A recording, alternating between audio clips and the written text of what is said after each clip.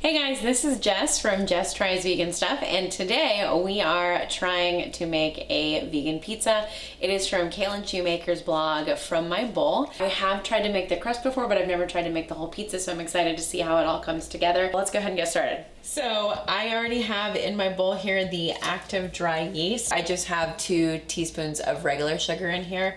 I added 1/2 cup of warm water to the mixture and stirred well to combine. Then I set that aside for 5 to 7 minutes to proof or until it gets foamy. In another bowl, I combined 1 cup of flour with 1/2 teaspoon of salt and stirred to combine that as well. I set that aside as it'll be added to the mixture later. At this point, it's been about 7 minutes. I think our yeast looks pretty good. Looks fluffy. To the yeast combination, I added the last 1/2 cup of flour and stirred to combine. This was the flour without any salt. Then I added the flour-salt combination a little bit at a time and stirred until my dough started to form.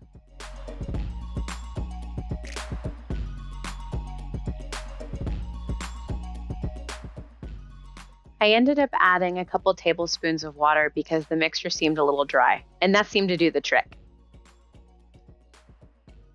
So now I am going to turn this out onto the cutting board, and I'm gonna knead for 5 to 7 minutes, she says. I'm gonna return this to my original bowl. I'm gonna cover it, and it says let it sit for 45 to 60 minutes. We're gonna check it in 45 and then see if it needs a little bit more time to do its thing. The tofu ricotta, so it says, this is very easy. Add all ingredients to a blender or food processor and combine until thick and creamy. That is my kind of recipe. To a blender, I added 3/4 of a block of firm tofu, 2 tablespoons of nutritional yeast, 1 teaspoon of Italian seasoning, about 4 cloves of garlic, and the juice of 1/2 of a lemon. Then I added salt and pepper to taste.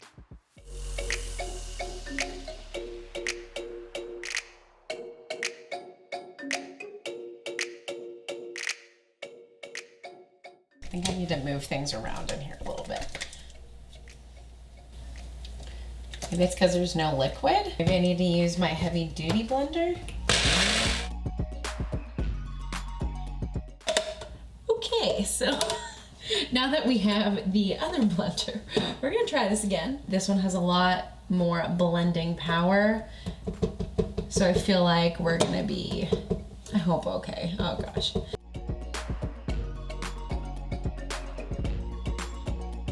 When I opened the tofu, I drained all of the water out, and then I let it sit for a little while, and I think some more of the liquid drained out, so I'm wondering if maybe I should have just kept all the liquid. So we're gonna add a little bit of liquid just to get this started, because this blender, okay, this is looking way better. So if you make this, don't be an idiot like me. She didn't say this in the recipe, but she also didn't say to strain your tofu at all. Do not strain your tofu. You need the liquid in there. Definitely needs more salt.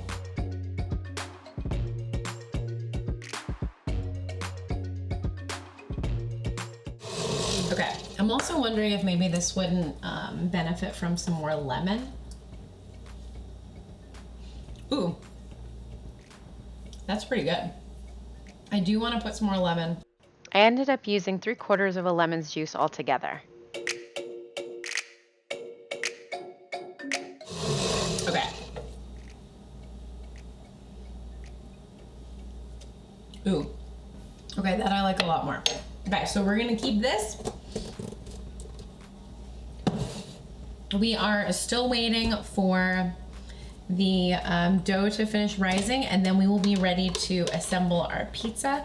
First, I have to cook up some veggies though, so I'm gonna get everything a little cleaned up, and then I will do that. I have set my oven to preheat at 425 because hopefully soon we're gonna be ready to assemble and then stick it in the oven to bake. So what I need to do first before I roll out the dough is cook my zucchini and my eggplant. So we've got half a zucchini and then about a cup or so. I think mine's probably about a cup and a half of eggplant, and she recommends sauteing it in a pan before you put it on the pizza, just so it ensures that it cooks all the way through. So I'm down for that. So I'm gonna put some water in a pan on about medium to medium low heat, so that I can saute these guys. I'm gonna let them sit and saute for a little while, and then we will be ready to roll out our dough and assemble our pizza here in a couple minutes.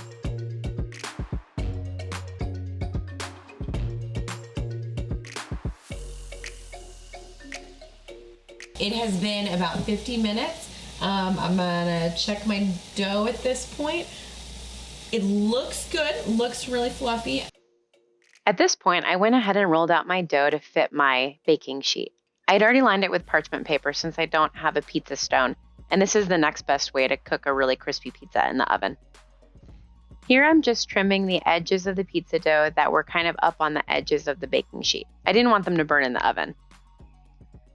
Since my veggies are almost done sauteing here, I'm gonna put a little bit of seasoning on them. It does not say that in the recipe, but I like things seasoned. So I'm gonna put a little bit of salt, a little bit of pepper, and a little bit of Italian seasoning too, and I'm hoping that'll make it taste real good. At this point, because the veggies were pretty much done sauteing, I decided to start assembling my pizza. First, I spread 2/3 of a cup of marinara sauce on the dough. On top of that, I put a layer of about a half a cup of baby bella mushrooms that I had sliced up earlier. Then it was time to layer on my sauteed zucchini and eggplant. Last but not least, I added my tofu ricotta mixture in dollops on top of the pizza.